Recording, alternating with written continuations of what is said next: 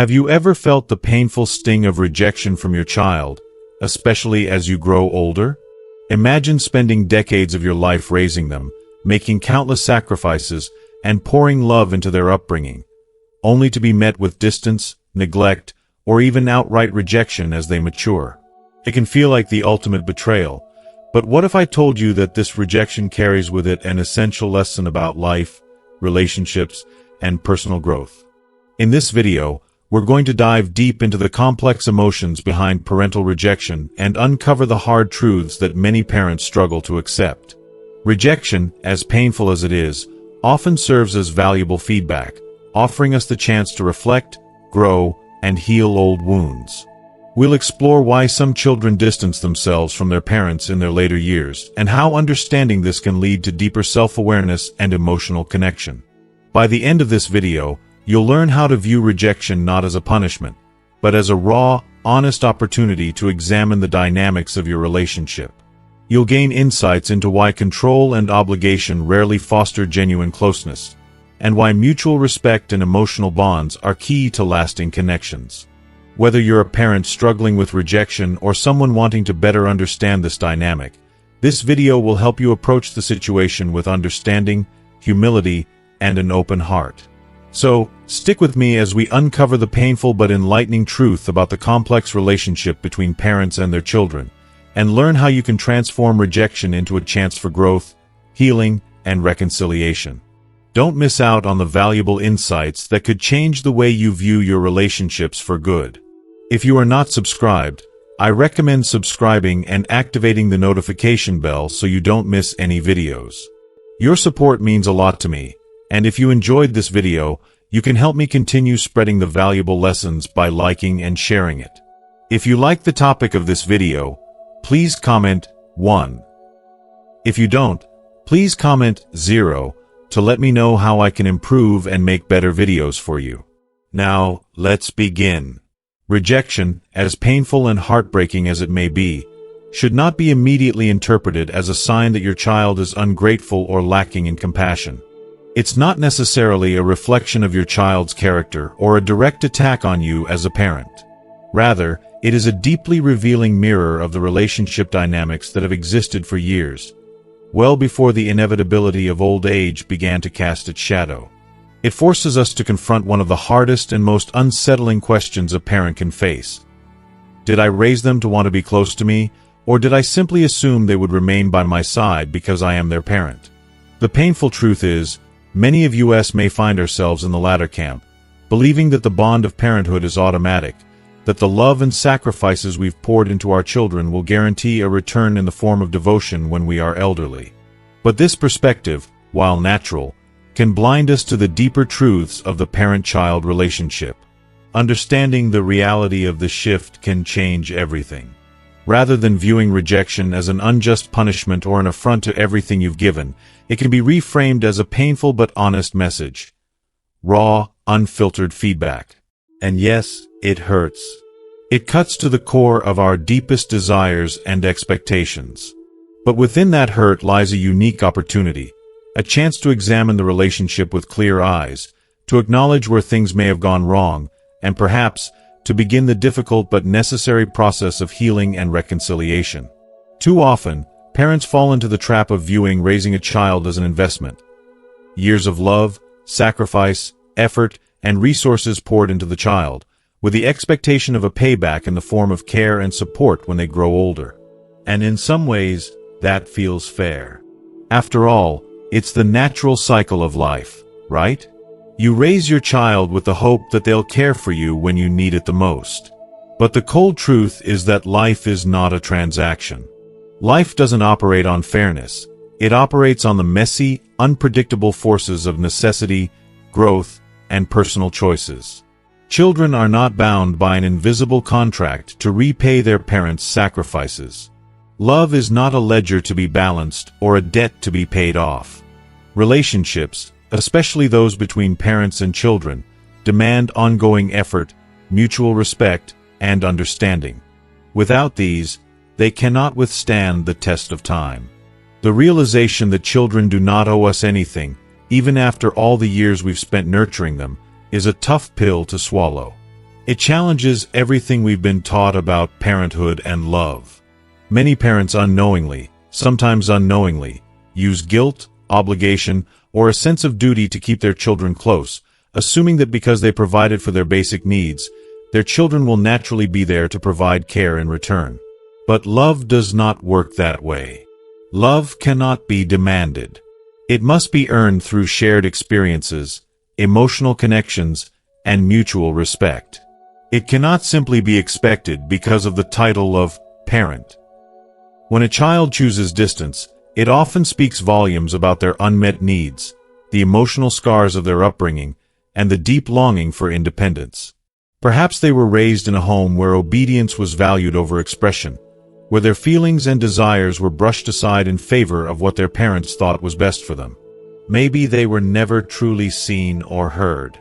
Maybe their parents, in their well-meaning but misguided attempts to protect them, stifled their individuality and dreams. As they grow into adulthood, they may crave freedom more than obligation. They may yearn for relationships that nourish their souls rather than simply fulfilling a sense of familial duty. It's not about rejecting the parent. It's about seeking something more real, more authentic, more themselves. That's why it's so vital to internalize this painful truth. Life does not guarantee a fair return. Parenthood is not a transaction, and devotion cannot be demanded or expected as a given. If parents want their children to care for them in their later years, they must create relationships based on mutual respect, trust, and emotional intimacy, not based on the assumption that love will simply appear because of the years of sacrifice. Only when we cultivate these deep emotional connections can closeness be a conscious, voluntary choice, not a burden to bear. Rejection from a child is never an impulsive or random act. It is the culmination of years of emotional exchanges, experiences, and interactions. It is the delayed consequence of something that has often been simmering beneath the surface for years, something that was present but unnoticed, something that may have been ignored or misunderstood by the parent. The tragedy is that many parents fail to recognize the signs until it is too late, until the distance between them and their child has grown so wide that it feels impossible to bridge. This is not just a sad reality. It is a hard, often bitter truth that many of us would rather not face. But embracing this truth is necessary, not just for our peace of mind, but for the hope of building stronger, more authentic relationships with our children. Only then can we avoid repeating the cycle of distance and rejection, and instead create a legacy of love, understanding, and true connection. If you are still watching this video and find these lessons useful, please comment 1 below to let me know that you are still here with me. Children don't simply wake up one morning and decide to sever ties with their parents. This break doesn't happen overnight. It's a long, painful process that slowly builds over time, often starting in the most tender years of childhood. The emotions that lead to such a rupture are not born in a vacuum. They are shaped by how children were treated, how deeply they were understood, and how emotionally safe they felt in their relationship with their parents. When a child grows up feeling controlled, rather than supported, loved, or respected, that emotional scar doesn't magically disappear when they become adults. These feelings of being unheard, overlooked, or simply obligated instead of cherished often quietly fester, simmering beneath the surface. It's a painful truth that many parents may not realize. Children who grew up feeling like they didn't have a voice often find it difficult to re-engage when that silence has stretched on for years.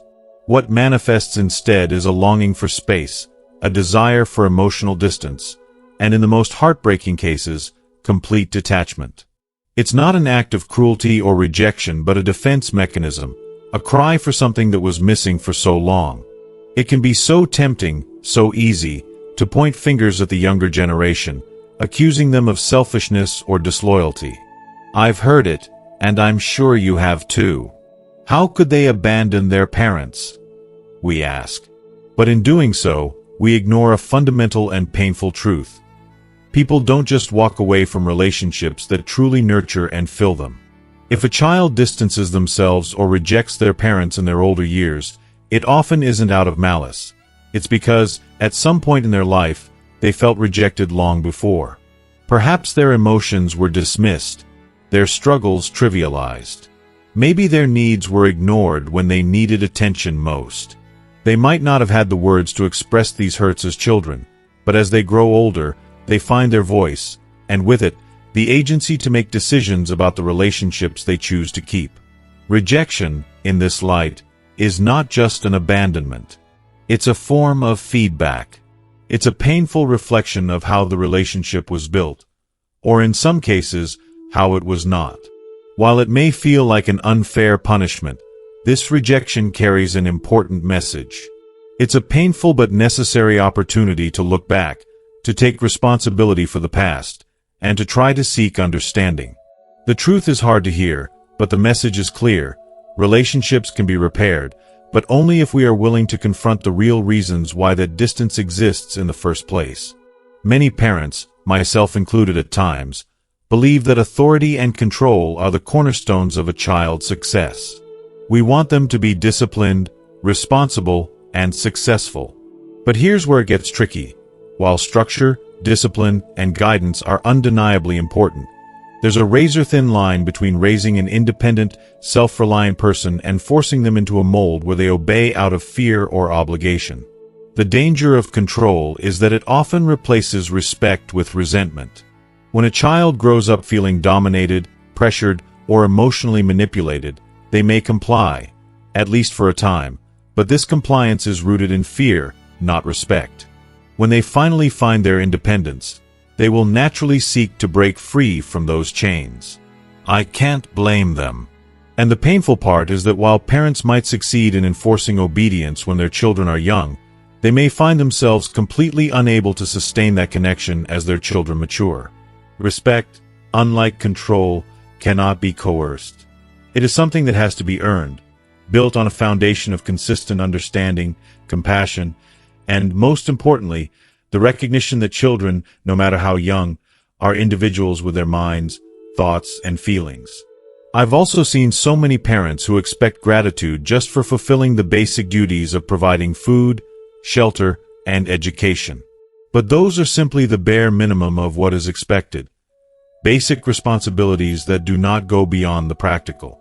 What truly matters, what counts, is whether the child ever felt seen, heard, understood, and encouraged to grow into their person. A child who respects their parent does not feel burdened by them as they get older. They don't resent their presence. They choose to stay close, not out of obligation, but out of love, because they value that relationship. On the other hand, for a child who was raised under the thumb of strict authority, where love and affection were always conditional on obedience, the feeling of liberation when they are finally able to make choices is overwhelming. They may choose to step back, to assert their independence and break free of the bonds that once held them captive.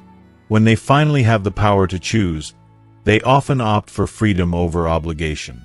And that, my friends, is the peril of control. It may seem effective when a child is young, but if it's not rooted in mutual respect and genuine emotional connection, it won't survive the test of time. The strongest, most enduring parent-child relationships are not built on control, but on mutual respect, where both sides choose to stay connected because they want to, not because they have to. Rejection is painful, yes, but it is also a form of communication. It is easy to see rejection as a cruel punishment, a betrayal, or a sign of ingratitude. But it's important to remember that rejection is rarely random or without reason. It is the natural response to something real, something often difficult to acknowledge, but something that must be faced if healing, connection, and understanding are to have any chance of flourishing.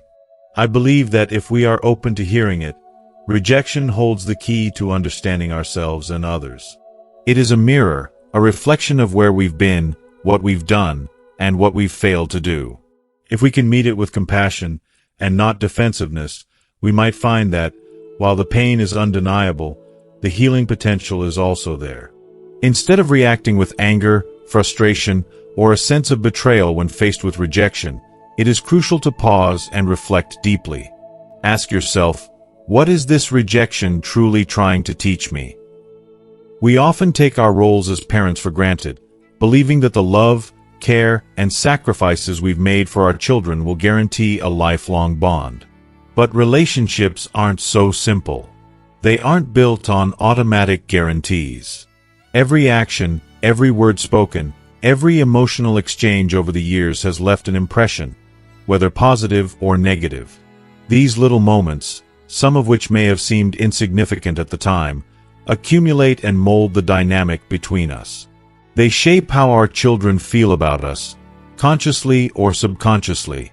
When rejection occurs in later years, it is not merely a random act. It's a response to something deeper in the relationship.